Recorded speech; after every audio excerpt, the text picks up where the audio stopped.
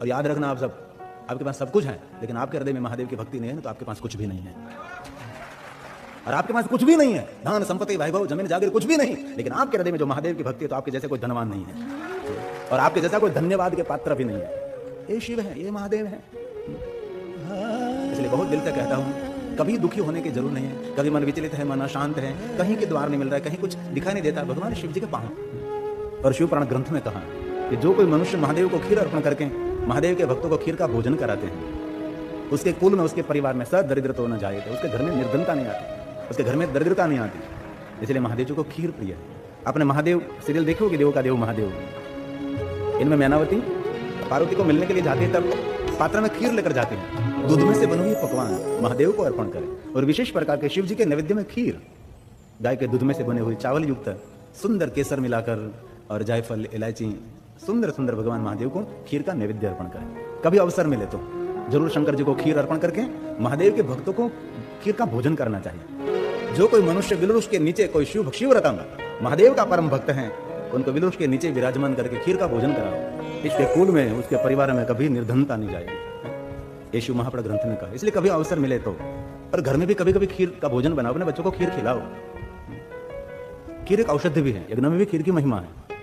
और आजकल के बच्चे बहुत सारे हमारे प्राचीन जुना भोजन को भूल रहे हैं, नए नए अंग्रेजी भोजन आ रहे हैं, विदेशों का भोजन हमारे सभी बच्चे खा रहे हैं। भगवान महादेव कैसे श्रेष्ठ देव हैं, मनुष्य मात्र की कामना मनोकामना पूर्ण करने के लिए शिव जी समर्थ है। इसलिए तो महादेव का नाम है मन कामेश्वर महादेव। दुनिया का कोई देव ऐसा है आपके पास जिनको मन कामेश्वर कह सके? दुनिया में एक शंकर जी है जिनको कामनाथ कह सकते हैं, मन कामेश्वर महादेव कह सकते हैं, जिनको भीड़भंजन महादेव कह सकते हैं, जिनको कष्टभंजन महादेव कह सकते हैं, जिनको दुखभंजन महादेव कह सकते हैं। और मैं दिल से कहता हूं, जीवन के सभी दुखों में से जो मुक्त होना है, तो शिव के चरण में जाना ही चाहिए। महादेव ही सभी दुखों का निवारण है, सभी दुखों का अंत शिव है। शिव अनंत है। ये जीव का उद्गम स्थान कहां है? शिव तो है।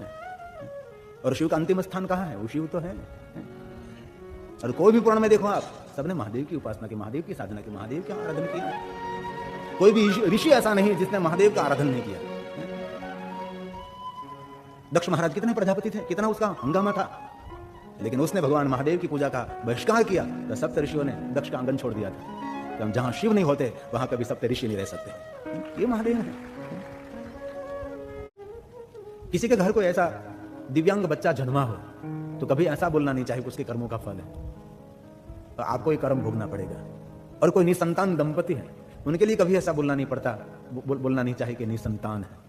कभी निसंतान दंपति का जो आपने अपमान किया, तो 7 जन्मों तक आपको भी निसंतान रहना पड़ेगा, एकदम पक्की बात है। कभी विधवा बहनों का अनादर नहीं करना चाहिए। बहुत समय पहले मध्य गुजरात में कंटारिया गांव, वहां हमारी कथा थी, तो अमेरिका की बहन थी, पति के छत्र छाया नहीं थी उन पर, तो उसने सुंदर शिव महापुराण कथा का आयोजन किया था। और इसमें शिव पार्वती का विवाह का कुछ उत्सव था, तो शिव पार्वती विवाह का उत्सव शिव जी का स्वागत करना चाहती थी। तो सभी वहां के बुजुर्गों ने विरोध कर दिया, नहीं नहीं तू नहीं कर सकती, तेरे पास पति नहीं है, ये तो सुहागन कर सकती है। और हमारा सबसे बड़ा सुहागन हमारा महादेव है, हमारा शंकर है, हमारा सबसे बड़ा हमारा मालिक, हमारा पति तो वो है, विश्वपति जगतपति सर्वपति महादेव। सबने विरोध कर दिया, वो बैठे बैठे रोने लगी। इतनी बड़ी कथा का आयोजन किया था और सब लोगों ने उसको डिस्टर्ब कर दिया।